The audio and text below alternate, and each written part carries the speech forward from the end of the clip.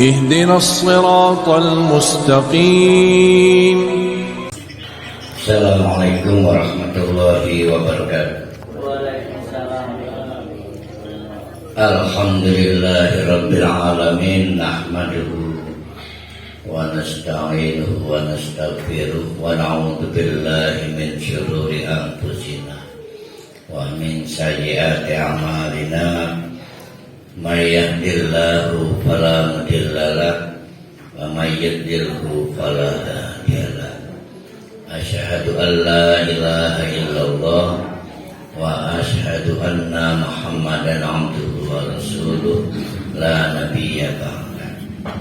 Alhamdulillah, kita masih diberikan kesempatan oleh Allah untuk menikmati hidangan Allah berupa Al-Quran, dan kita memasuki surah An-Nahl. Surah An-Nahl. Kemarin kita menyelesaikan surah Al-Hijr berkaitan dengan ada orang yang kalau dalam bahasa Serang tableg, ya, dungu, bebal. Bagaimana tidak tableg, dungu, bebal, tidak jauh jarak tempat dari orang yang diajak Allah, tapi tidak mengubah dirinya untuk lebih hati-hati. Juga tidak jauh jaraknya dari periode waktunya, tapi tidak mengubah dirinya agar berhati-hati bahwa setelah hidup di dunia itu ada akhirat. Itu membuktikan penciptaan Allah pada manusia, langit, bumi, alam raya ini itu bil haqqi. Karena bil haqqi, maka yang tidak hak akan diselesaikan di akhirat kelak. Jadi maunya Allah kita itu hidup di dunia dengan hak. Maka ada yang diajar agar kita mengambil pelajaran, ada sejarah agar kita belajar. Nah, itu di surat Al-Hijr, belajar dari peringatan Allah. Nah, di surat An-Nahl ini kita diajak belajar dari nikmat-nikmat Allah. Jadi kalau di Al-Hijr kita diajak belajar dari peringatan-peringatan Allah, yang sekarang kita tentu melihatnya sebagai sejarah. Nah, di surat An-Nahl kita belajar dari nikmat-nikmat Allah. Berarti ayat Allah ada dua. Ada ayat yang sifatnya peringatan-peringatan, ada ayat yang sifatnya kabar gembira. Ada tarhib, ada targhib. Ada tarhib yang sifatnya mengingatkan, ada targhib yang sifatnya memberi kabar gembira. Nah, surat yang akan kita kaji mulai pada pagi hari ini, An-Nahl, itu sering dikenal dengan nama Suratun Ni'ami. Suratun Ni'ami. Jadi surat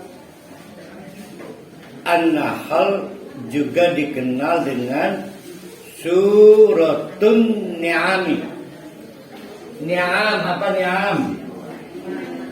Jamak dari ni'matun. Ni'matun itu pluralnya Ini pastilah ibu-ibu, bapak-bapak ingat surat Ar-Rahman ya, yang berderet-deret berapa kali itu, fabi ayyi ala'i rabbikuma tukadziban. Tapi para ulama menganggap yang paling serius surat mengeksplorasi soal nikmat-nikmat Allah surat An-Nahl, sehingga melengkapi dari apa yang telah kita pelajari di surat sebelumnya, yaitu surat Al-Hijr, di mana ada orang mengalami kegagalan menangkap pelajaran dari sejarah ya. Bahkan kaum Nabi Syuaib dilaporkan gagal menangkap peringatan Allah yang jarak geografis dan waktunya tidak jauh, yaitu yang dialami kaum Sodom. Dan kaum Sodom juga gagal menangkap peringatan Allah pada apa yang terjadi pada kaum yang geografis dan periodiknya nggak jauh, yaitu kaum Nabi Soleh. Nah, orang-orang Mekah gagal mengambil pelajaran dari sejarah yang sebetulnya secara genetik rumpun orang-orang Arab. Memang tidak diketemukan di Taurat, tidak juga di Injil, tetapi sudah menjadi dongeng cerita di Mekah. Ada kaum kaum Nabi Syuaib, ada kaum Nabi Soleh yang hancur karena membangkang. Namun nyatanya diulang lagi apa yang dialami oleh Nabi melengkapi apa yang dialami oleh para rasul. Ada rasul yang pernah diusir, Nabi juga diusir dari Mekah sampai hijrah ke Madinah. Tapi timbul pertanyaan, lalu azab yang pernah dialami kaum Nabi Syuaib, kaum Nabi Soleh, kaum Nabi Lut di negeri Sodom, itu miripnya di mana dengan Abu Jahal dan kawan-kawan? Nah, kita pernah membahas memang beda cara azabnya, tapi kekalahan di berbagai perang itu adalah bagian dari azab Allah. Nah, ini surat An-Nahl akan membantu bapak-bapak, ibu-ibu mengingat kembali bahwa dunia itu pendek, seterusnya ada akhirat. Itu membuktikan bahwa Allah menciptakan kita, seluruh makhluk, langit, bumi, dan alam raya ini tidak sekeset-keset. Ada bil haqqi tujuan. Nah, tujuan itu akan tegak kalau ada akhirat. Karena di dunia ini mungkin ada penjahat, ada pembangkang. Nah, maka surat An-Nahl melengkapi dari surat Al-Hijr. Kalau ada orang tidak sadar diancam, coba sekarang diingatkan dengan cara dieksplorasi nih nikmat-nikmat Allah. Dari sejak kita diciptakan dari nutfah sampai hebatnya alam raya, termasuk An-Nahl itu tawon apa lebah? Bedanya apa tawon dengan lebah itu? Sama, berbeda. Namanya doang. Oh gitu. Ada tawon madu juga kan?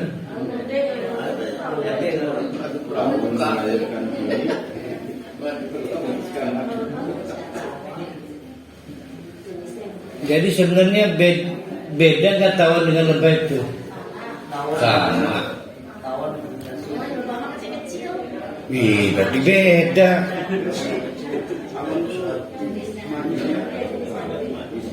Karena menarik, ini hewan itu diangkat melalui dua keistimewaan. Pertama,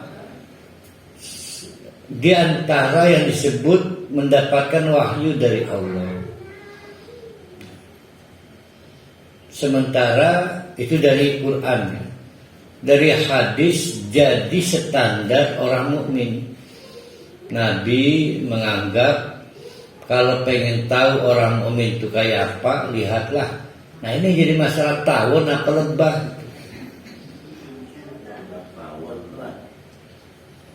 Nanti dilihat di KBBU ya.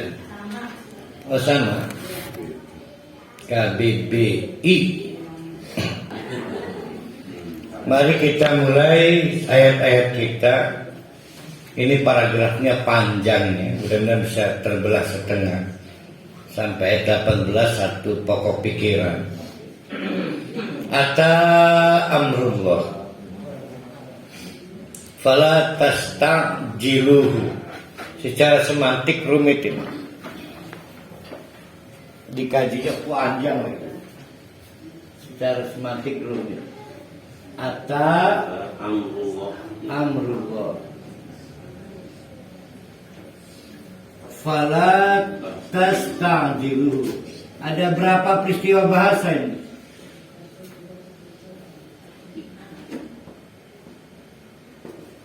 Ata amrullah, telah datang, berarti ini telah, berarti past tense, berarti fi'il madi. Telah datang apa yang datang? Amrullah, perkara Allah. Masih ingat makhluk Allah ada dua? Alam Allah ada dua. Alam Allah ada dua. Ada alam khalq, ada alam al-am. Masih ingat gak ini?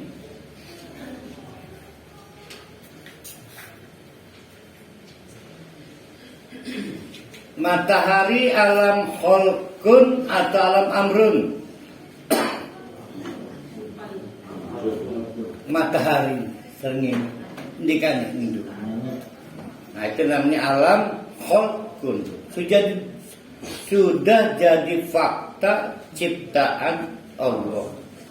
Apakah Bu Aslihah nanti jam 8 dapat menikmati sinar matahari? Itu alam amr namanya. Ya, jadi alam amr biidnillah. Jadi sesuatu yang sifatnya turunan, benefit, pemanfaatan sangat-sangat berketergantungan dengan izin Allah. Orang tuanya kaya, belum tentu anaknya meneruskan kekayaannya. Nah itu contohnya begitulah. Sama-sama berjemur matahari, belum tentu semuanya dapat keuntungan dari matahari itu. Tapi mataharinya alam khalq. Nah, pertanyaan saya, kiamat itu alam khalqi, alam amr? Alam amr. Kan kiamatnya belum terjadi.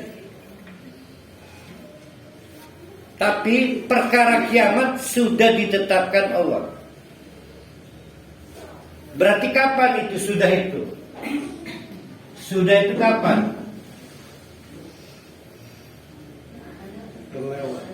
Nah, bingung. Kenapa? Karena kita coba garis. Ini adalah urusan Allah dan ini adalah urusan An-Nas. Fala tastajiluhu, maka janganlah kamu minta ditunda-tunda. Secara peristiwa bahasa, penggalan ayat ini ada dua subjek yang bertabrakan. Yang pertama, yang kedua adalah fala tastajiluhu, subjeknya kamu manusia. Menggunakan fi'il, ayo fi'il apa? Mudore. Yang ini mudore. Berarti mencakup berapa? Bisa now, present, bisa mustakbal, nanti. Ya. Berarti sekarang dan kapanpun kamu gak usah mikirin soal kiamat, minta dipercepat ataupun diperlambat. Nah, para ahli tafsir kemudian membuat kesimpulan, inilah problemnya. Kalau pakai kata kerja, Allah tidak tunduk pada waktu. Jadi rezim waktu itu ciptaan Allah, hanya berkuasa untuk manusia, untuk Allah enggak. Nah, pasti susah, saja susah menjelaskan ini. Jadi Allah telah menetapkan kalau dikejar kapan itu nggak boleh, karena Allah tidak dikuasai waktu. Jadi telahnya Allah kapan, nantinya Allah kapan, yang dikuasai rezim waktu itu ya makhluk Allah, karena waktu sendiri makhluk Allah. Ya. Jadi waktu itu memang tidak kompromi kumaha Allah waktu. Nah, yang kena masalah waktu kiamat itu sekarang tah nanti itu kita. Bagi Allah kemarin tidak ada, sekarang tidak ada, nanti nggak ada. Bagi Allah. Maka Allah ketika ngomong fala tastangjilu wisi, aja rewel mempersoalkan kiamat. Kalau begitu apa masalahnya? Kiamat itu adalah bagian dari konsekuensi logis. Allah menciptakan alam raya ini bil hak. Jadi Allah menciptakan alam raya ini bil hak. Sedangkan sifat dunia itu kapan itu? Sepanjang kita hidup di dunia. Sedangkan sifat dunia itu boleh memilih, mau kafir katuran, mau mukmin katuran. Berarti ada peluang nggak bil haknya Allah terganggu? Tidak. Ya ada dong. Contoh nggak salat, nggak taat, tidak berbakti pada Allah, musyrik, terganggu kan? Bil haknya Allah, karena terganggu maka akan diselesaikan setelah di dunia. Maka butuh kiamat. Jadi kiamat itu jangan dipersoalkan karena dua fakta. Satu, Allah menciptakan alam raya ini bil hak. Fakta kedua adalah sepanjang kita hidup boleh memilih. Kalau Allah mau bisa semuanya mukmin, tapi kan Allah nggak mau. Allah kan ngasih otak ke kita. Nah, karena otak itu butuh nutrisi. Kemarin dikasih Al-Hajar, gak tobat-tobat dikasih nutrisi berupa cengek, cabai, merica yang pedas-pedas, mengerikan. Nah, surat An-Nahl akan memberi nutrisi berupa vitamin. Coba ingat enggak dengan kenikmatan-kenikmatan Allah? Oleh karena itu, bapak-bapak, ibu-ibu, bagi penggemar Al-Quran, ya, bagi penggemar Al-Quran pasti punya kesimpulan bahwa konsekuensi kita jadi mukmin adalah cara berpikirnya berbeda. Jadi cara berpikirnya berbeda. Orang mukmin itu cara berpikirnya melihat mobil itu pasti melihat Allah. Tapi orang yang tidak mukmin melihat mobil ya mobil. Jadi kalau orang mukmin melihat langit pasti melihat Allah. Tapi orang tidak mukmin berhenti melihat langit ya langit.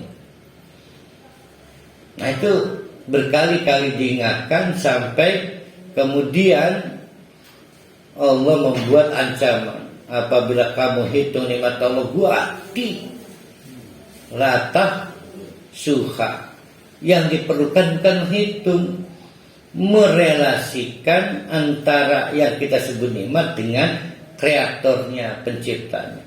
Nah, metode seperti itu membedakan orang mukmin dan bukan mukmin. Orang mukmin, misalnya istri dikasih suaminya, pasti hari ini kok beda ya, kemarin mas 10 juta, hari ini 5 juta. Tapi tetap 5 jutanya ingat Allah, 10 jutanya ingat Allah. Nah, oleh karena itu subhana, betapa tidak ada ilmu semua dalam genggaman ilmu Allah. Jadi kalau ada subhanahu, maka berarti ilmu kita ini terbatas, ilmu Allah tidak terbatas. Sudah tahu begitu, kenapa kita masih mempersoalkan, menegosiasikan soal hari kiamat? Kita ini mau bukan orang kafir, kita menunda beramal soleh. Itu berarti kan menegosiasikan soal kiamat kan? Menunda bertobat, menunda infak, menunda memaafkan, menunda wawuh, menunda ngedengok, menunda itu namanya menegosiasikan kiamat. Kenapa? Nah, menegosiasikan kiamat pasti ada aktor lain selain Allah. Nah, itulah musyrik namanya. Pasti ada. Contoh, kenapa nunda infak gini nih, Pak Ustaz? Kata suami, nah, misalkan. Nah, maka kata Allah wa ta'ala amma yusyrikun. Sudah berhenti. Kekuasaan Allah dahsyat soal kiamat. Tidak bisa dinegosiasikan. Oleh karena itu berhenti, ada agen lain selain Allah.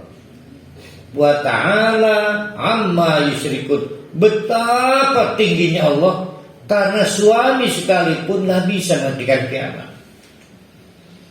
Pimpinan, bahkan maaf anak, hampir semua orang tua korupsi karena anak. Orang tua menunda wakaf karena anak, wakaf karena anak, menunda infak karena anak, bahkan nunda cerai juga karena anak. Saya nih nunda poligami karena anak juga. Betapa anak tuh sudah kayak Tuhan, sudah kayak Allah. Bahkan ada orang tua nunda sholat karena anak, nunda lunga haji karena anak. Nah, dia itu kasih sayang ya, tapi menggeser kedudukan Allah.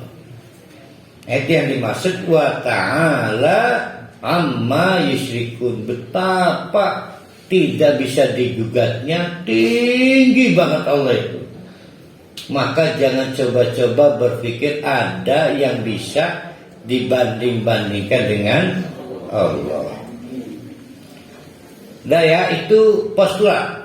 Sekarang mari kita rinci seberapa hebatnya kekuasaan Allah. Sampai 99 berapa ya? 120-an itu soal nikmat-nikmat Allah.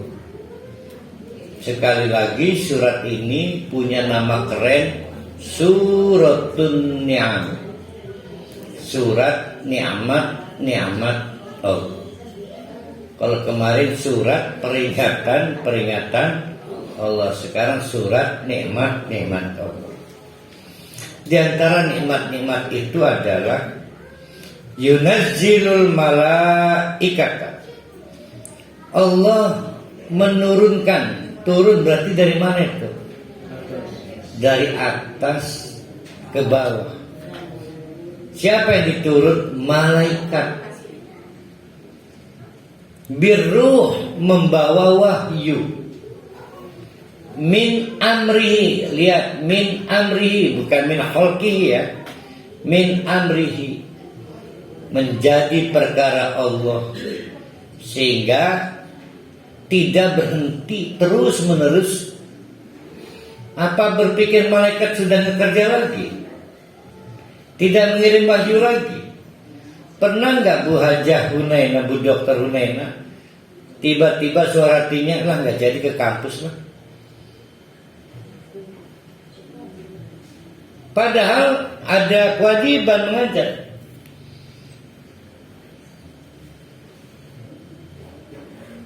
Setengah jam ngulang aja. Tapi ada juga suara hati. Kampus, tunaikan kewajiban. Itu Allah ngirim malaikat itu. Birruh. Jadi kalau ada suara hati menyuruh kita melanggar kewajiban, itu setan. Kalau ada suara hati membuat kita harusnya saya melakukan kebaikan, itulah fakta. Allah tidak pernah berhenti menurunkan malaikat-malaikatnya membawa wahyu kepada siapapun, termasuk kepada suara hati. Nah itu namanya bi'amrihi.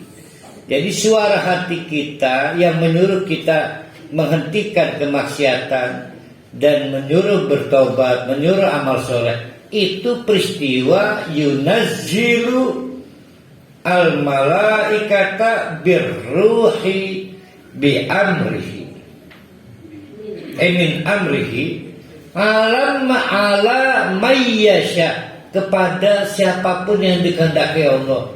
Berarti tadi kasusnya Bu Dokter Hunaina yang terpilih mendapatkan kiriman malaikat. Wahyu itu banyak banget. Bahkan wahyu diturunkan kepada tawon dan lebah. Dua-duanya dapat. Sebab tadi gak sepakat tawon yang mana, lebah yang mana.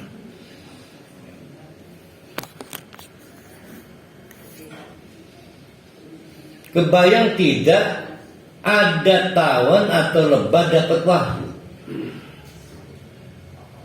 Jadi ada wahyu yang diterima para nabi dan ada wahyu yang diterima terus-menerus oleh kita. Sekarang lihat ayat 2-nya, menarik.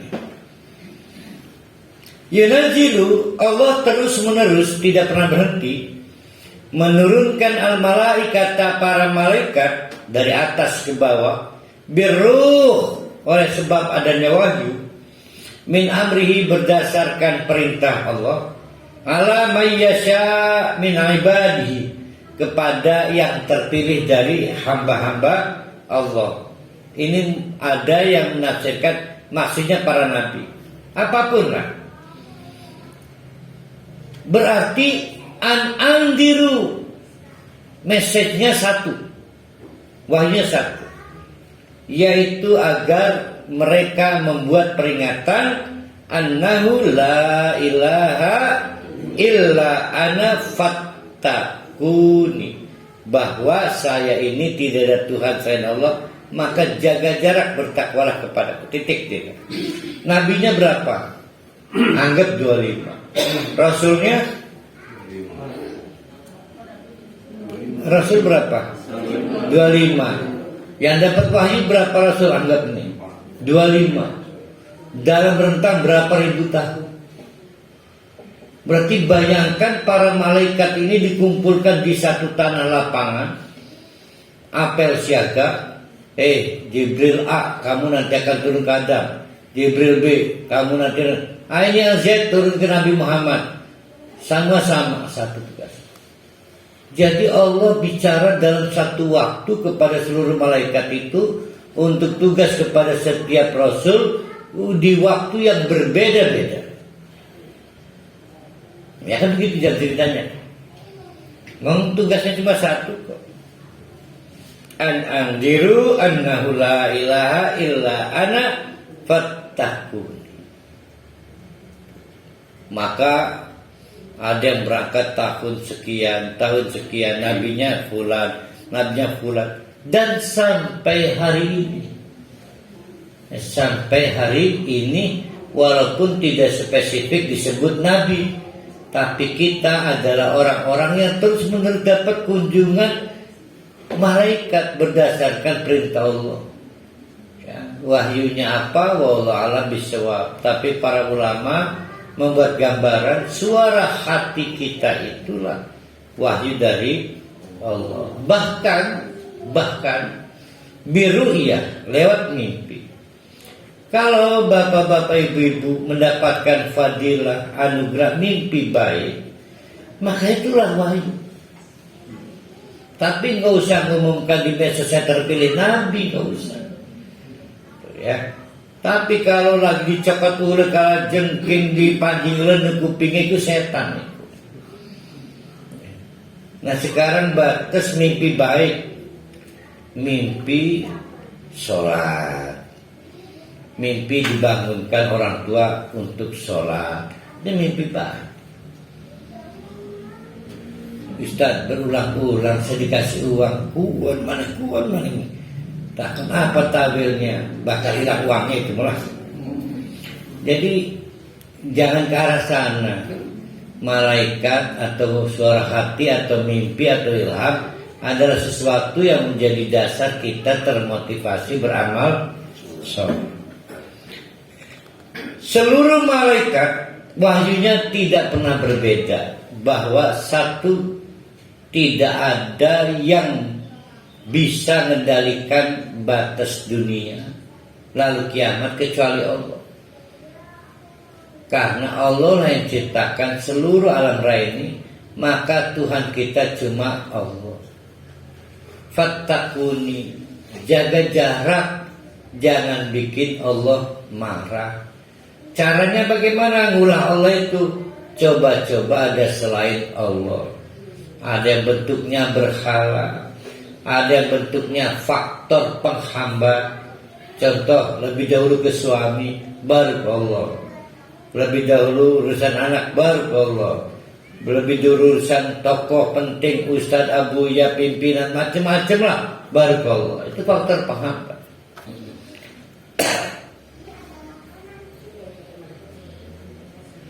Khalaqas samawati wal arda bil haqq. Nah, itu diungkap tuh. Allah faktanya telah menciptakan langit dan bumi bil haq. Siapa yang tidak hak selama di dunia nanti dituntaskan di akhirat. Ada yang diazab langsung masuk neraka, ada yang masih dipertimbangkan. Ta'ala amma yusyrikun. Dengan fakta ini sudahlah, jangan coba-coba mencari selain Allah. Kita ini bukan siapa-siapa. Kita ini cuma makhluk Allah. Selain kita ya makhluk Allah. Ya. Nah selain makhluk Allah ya Allah. Jadi walaupun selain kita itu lebih kaya, tetap makhluk Allah. Dan kalaupun selain kita itu suami, tetap makhluk Allah. Andai kata dia adalah pemilik modal, tetap makhluk Allah. Dari mana tahunya bahwa semua makhluk Allah itu khalaqal insan, diciptakanlah oleh Allah manusia itu min nutfatin, dari sesuatu yang gawe teles. Nutfah itu sesuatu yang bikin basah, berarti cairan. Cairan cuma sekedar bikin basah. Kebayang nggak? Perlu nggak volume debit yang gede?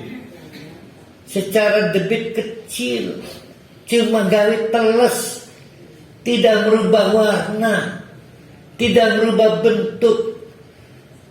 Kulit kita ketetesan air basah nggak? Berubah nggak warna kulit kita? Berubah bentuk nggak? Nggak ngaruh nutfah itu.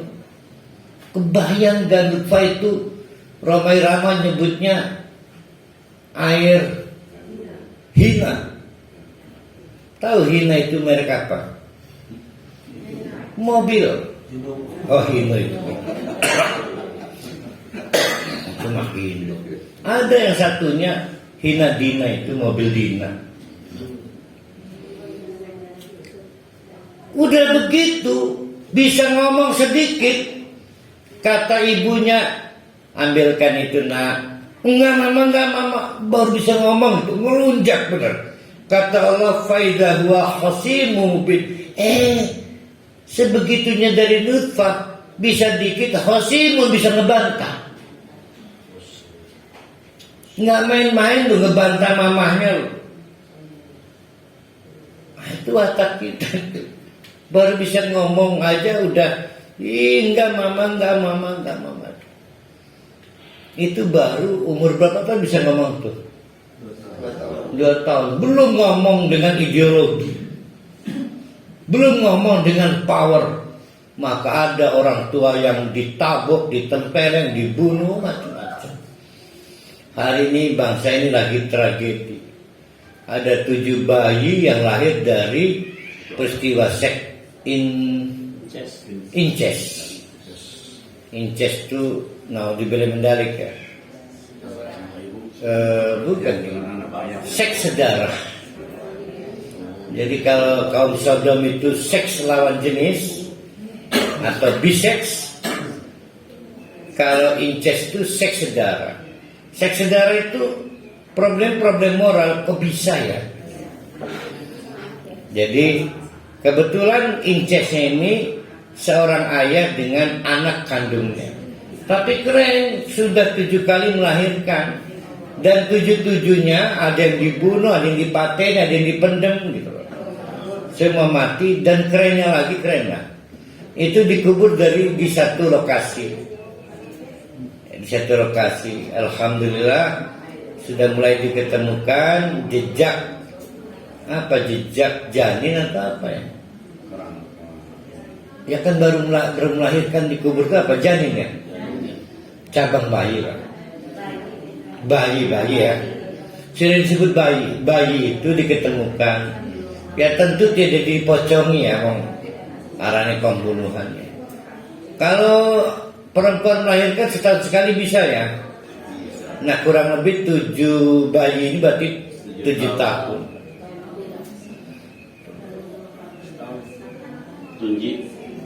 Nah bagaimana itu bisa terjadi 7 tahun loh? Masa nggak ada pemberontakannya? Polisi melaporkan mantan istrinya sebetulnya tahu, tapi takut melapor. Itu soal penyimpangan. Ini mas soal anak perempuannya kok bisa 7 tahun Bu Neng. Masa takut mentahun-tahun sih?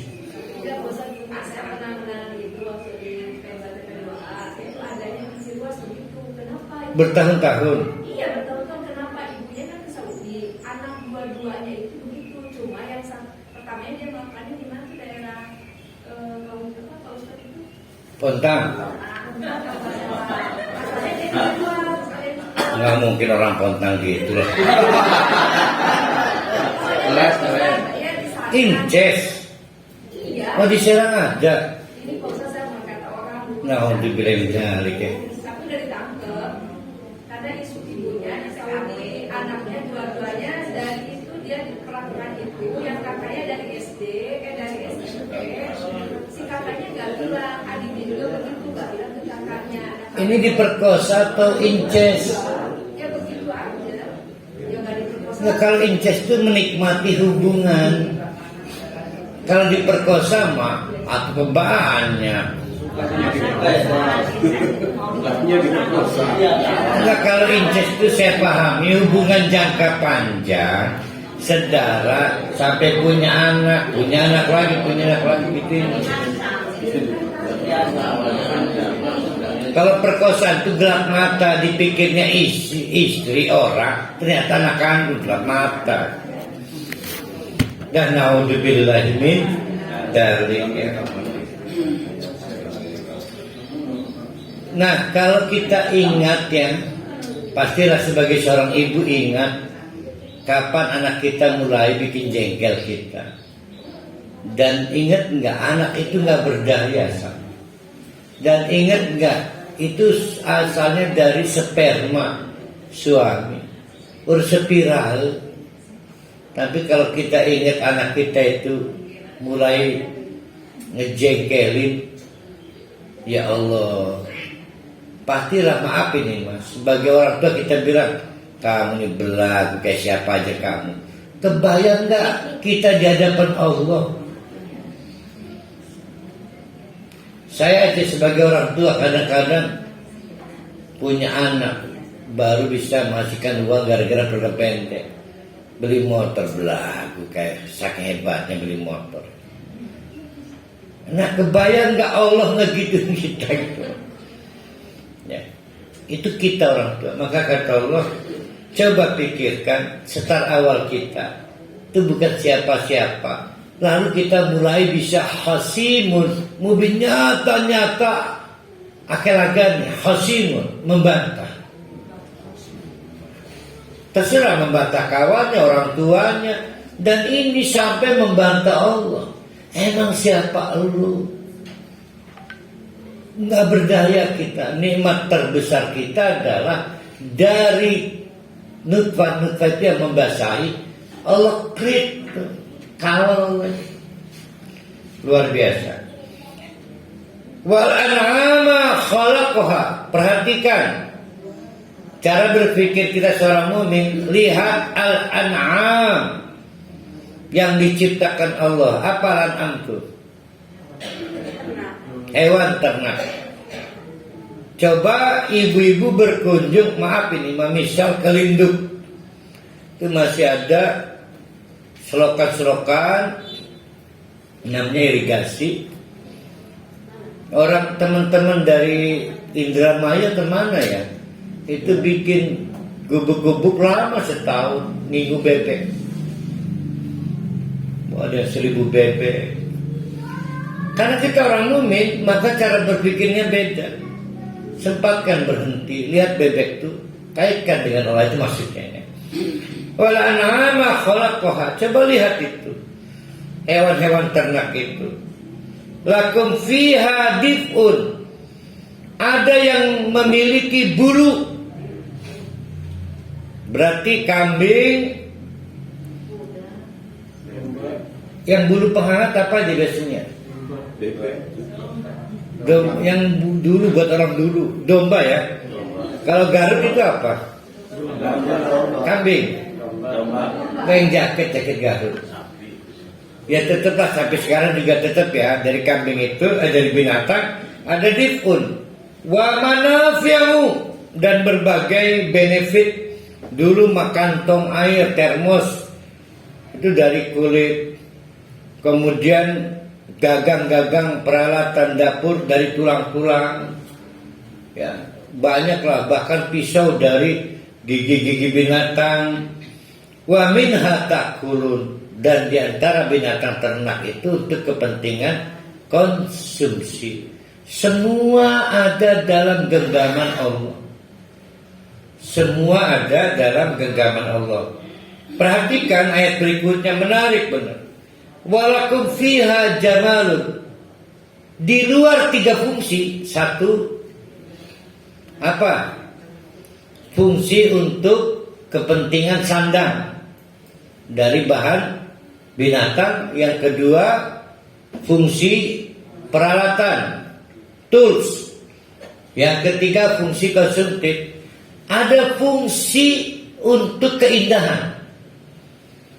Fiha walakum fiha jamalun. Pernah nggak melihat bebek? 1000 bebek tertib berteger nih kurang pakan. Ngelinduk iki aja ning serang ke ngelinduk. Spontan wis ganti ke gina ngedelenge. Ngelinduk artinya mobil bebas berhenti. 1000 kepimpinan 1 teger mah. Walakum fiha jamalun, teger. Teger, perhatikan aja. Karena kalau kita cari kambing yang kayak di tag di luar negeri ribuan, kan sulit di sini. Bebek gimana?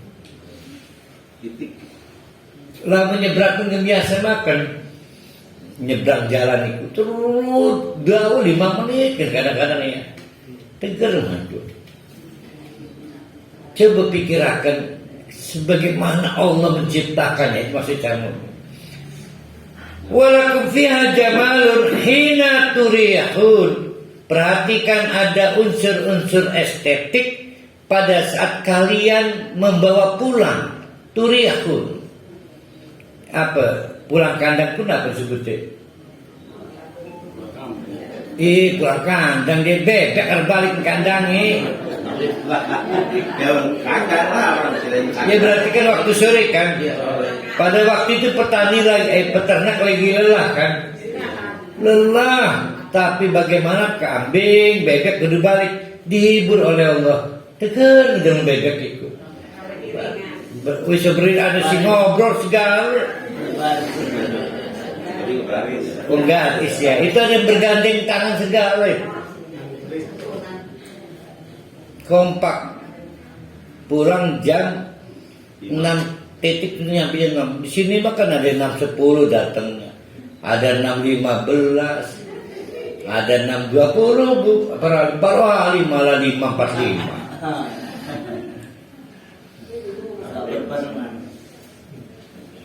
Itu turihun wa hina tasrahun. Turihun rehat apa artinya?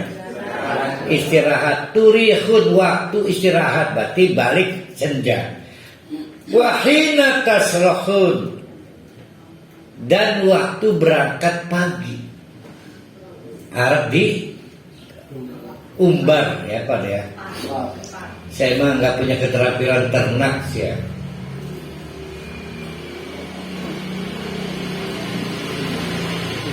Kita masih bicara binatang yang disediakan Allah. Jadi ada sudah berapa manfaat binatang diciptakan Allah itu? Satu manfaat sandang. Dua manfaat peralatan dan perkakas. Tiga manfaat konsumtif. Yang keempat manfaat estetik, entertain. Yang kelima sekarang wa tahmilu asqalakum. Ternyata juga itu si binatang-binatang ternak diberdayakan untuk mengangkat asqal, beban berat milik kamu semua. Berarti jadi iya apa disebutnya itu? Iya pokoknya mobil angkut berat kenapa kan? Transporter. Ila baladin ke suatu tempat yang lam takunu tidak mungkin kalian balighihi mencapai tempat itu membawa beban berat illa bisyiqqil anfusi kecuali cuma menyengsarakan diri. Lah menurut nganggo binatang ternak. Coba masih ingat ada orang tua ngangkat karung itu yang video Pak Wawan itu. Ya Pak Wawan ya? Saya masih ingat. Mahasiswa itu. Bukan ada orang tua ngos-ngosan. Akhirnya mendemaning. Ada orang lewat di angkutan Bogor manek kan. Saking dia tidak menggunakan jasa binatang ternak. Apa kesimpulannya dari ketergantungan kita pada binatang ternak itu? Yang binatang ternak itu bukan karya kita, karya Allah. Karena yang menumbuhkan rumput Allah, yang masukkan rumput ada Allah, karena air hujan dan sebagainya. Nah itu membuktikan inna rabbakum la raufur rahim. Karena sesungguhnya Allah yang memelihara, mengatur kalian itu Rauf Rahim. Kerunya nih kita itu kalau nggak dipastikan ada mata rantai binatang ternak, kesulitan kita. Hidup kita tidak berhak lagi ya. Jadi Rauf itu apa ya? Jiwanya itu gampang tersentuh lah. tidak ingin ada orang sengsara itu ra'uf. Sebelum mengeluh aja sudah datang bantuan itu ra'uf. Suka min ra'uf. Iya caranya ra'uf ya. Pak Karni. Iya suka min ra'uf. Sampai sekarang masih ada ra'ufnya. Takut ganti periode ganti ra'ufnya. Ya bengen suka min ra'uf sekarang tetap suka min ra'uf. Bagus ra'uf itu. Mari suka ninya apa? Kalau Soekarno di sana, kalau lagi di Jawa kan Soekarno, kalau lagi kan Soekarni. Nah yang bener kan Raja Neneng. Gula. Sukaro bisa juga mabok, disorientasi, bisa gula.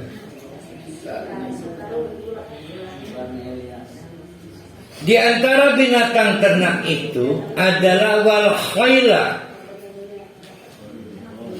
jaran atau jaran kecil, yaitu bigol. Kalau jaran itu tinggi, bigol itu keledai ada lagi wal hamiro. Hamiro apa? Nah iya, di antara keledai dengan jaran itu bigol. Nih ya, kalau antara keledai dengan jaran bigol, kalau antara keledai dengan kuda bigol. Ini pokoknya mekonon belah. Nah itu litar kabu bisa kamu gunakan untuk bepergian, jadi kendaraan pribadi. Kalau tadi angkutan, wazinatan dan kendaraan prestige. Ini prestise. Kalau tadi binatang ternak kelompok angkutan berat. Ya, kalau ini angkutan pribadi dan prestige. Ada yang limited edition, mungkin jaran mereknya Bully. Nabi sendiri jarannya luar biasa ya. Wa yakhluqu ma la ta'lamun. Nah ini yang saya nggak paham. Tapi Allah juga menciptakan yang belum kamu tahu. Nah Allah mengklaim termasuk pesawat, ulang-alik, itu bagian dari ciptaan Allah. Wa 'alallah qasdus sabil wa minhu jair. Nah kita jeda dari cara kita melihat binatang yang sudah sukses, maka bisa mengambil satu kesimpulan betapa Allah menciptakan binatang itu bertujuan.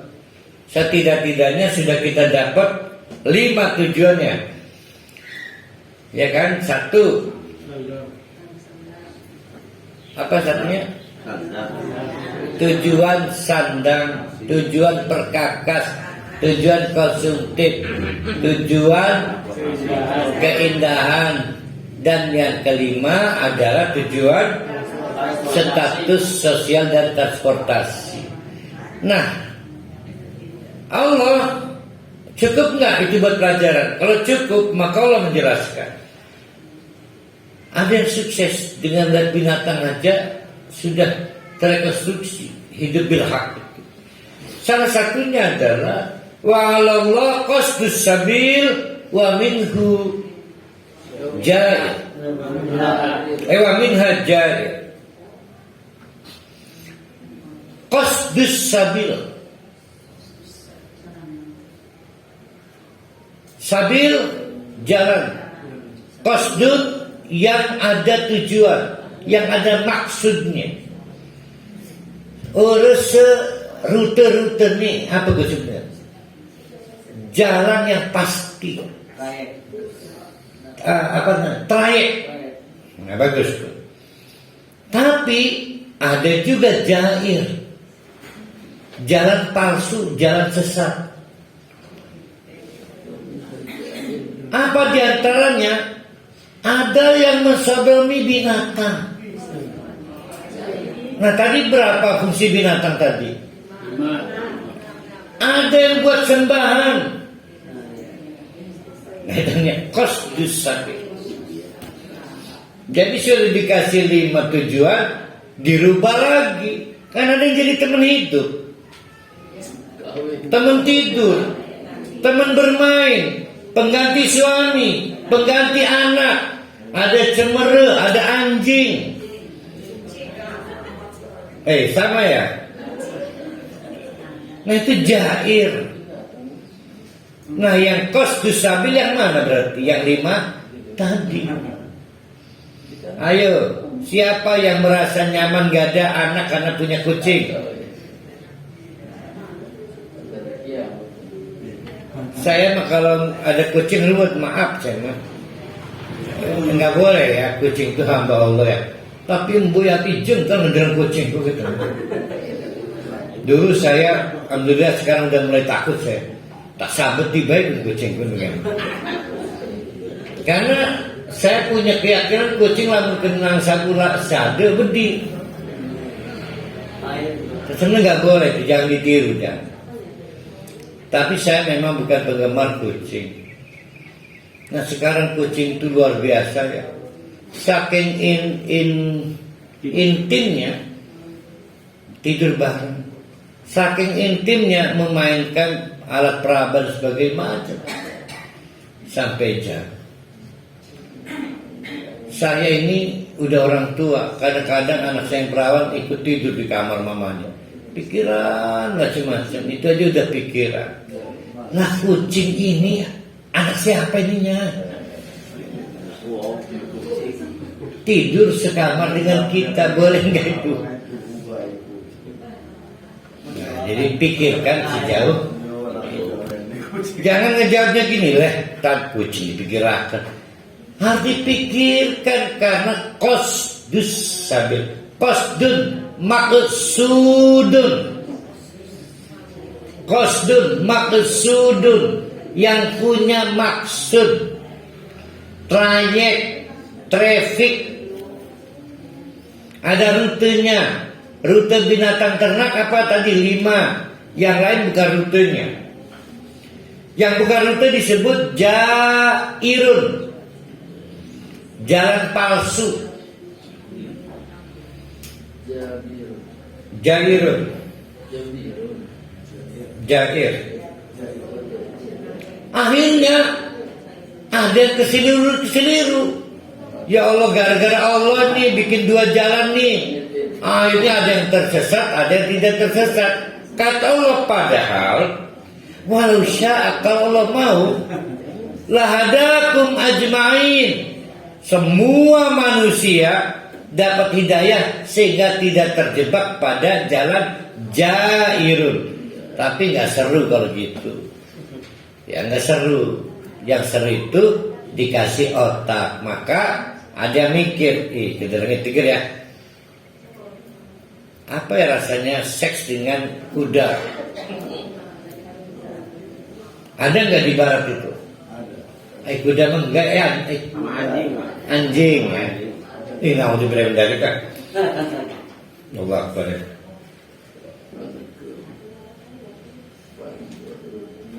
Walau sya'ala hadakum ajma'in. Andai kata Allah mau, semua dapat hidayah. Tidak perlu ada yang masuk ke jalur jair. Tapi kita diberi otak.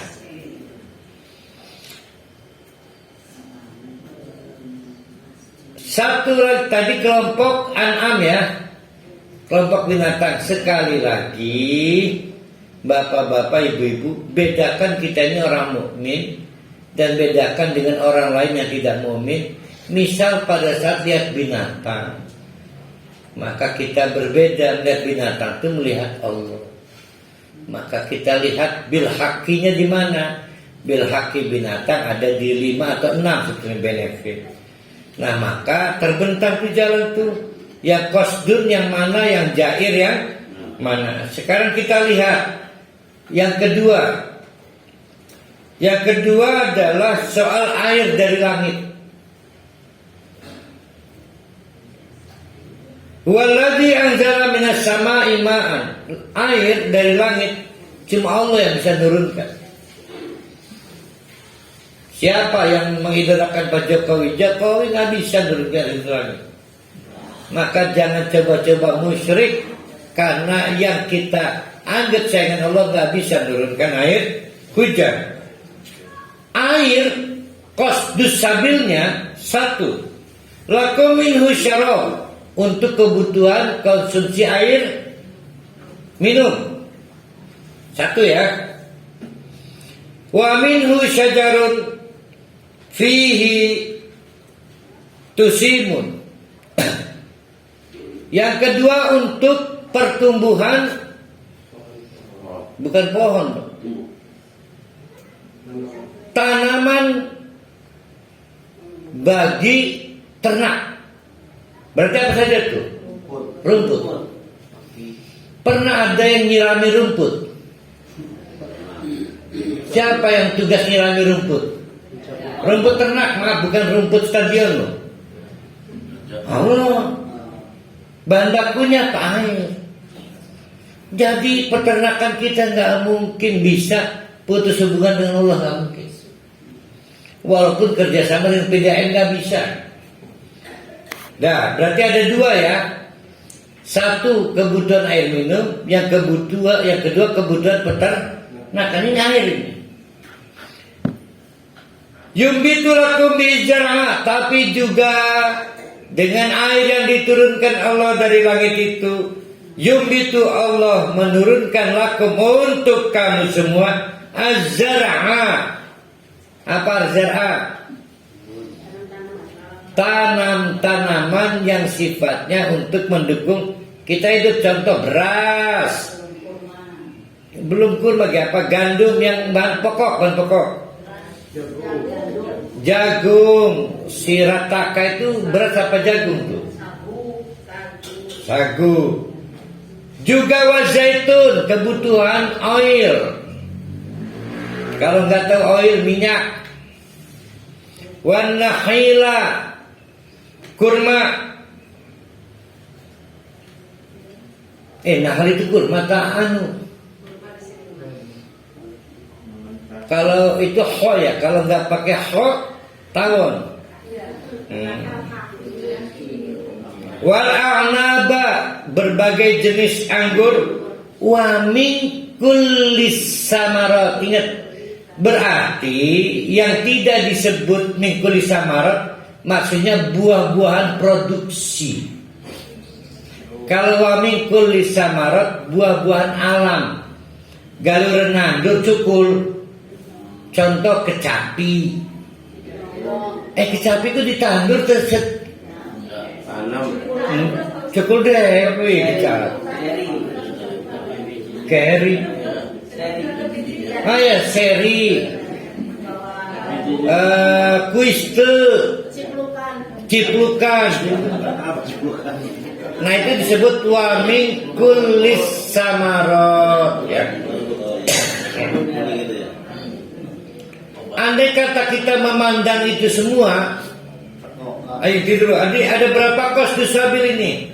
Buah-buahan ini, air hujan ini. Satu, konsumsi air minum.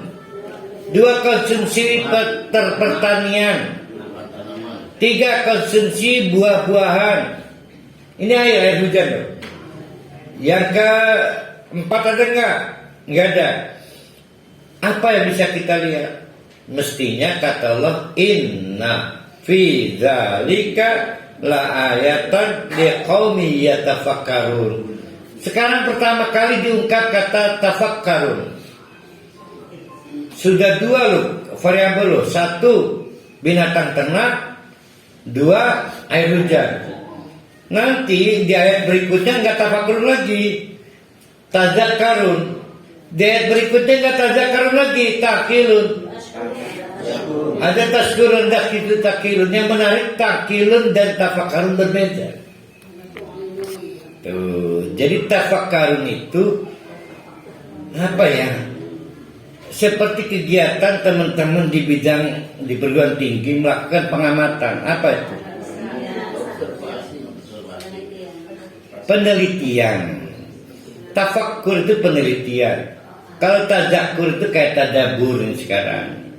Nah, kalau taklun mengkorelasikan, mengikat aklun, mengikat dengan tauhid. Ya, nah kalau tafakkur itu coba studi ilmiah kamu bisa mengatakan kamu pada Allah, nggak maksudnya gitu. Itu tafakkur. Ada dua yang wajib ditafakuri. Satu fakta binatang ternak, dua fakta air hujan. Kalau orang gagal dari dua variabel itu sampai kepada Allah, nggak tahu al-hijr gagal, anal gagal. Nah, gitu mah ditinggal oleh Nabi saja dicerami. Kan awalnya jarum kan, cekin. Nah dikasih azan nggak inget, dikasih nikmat juga nggak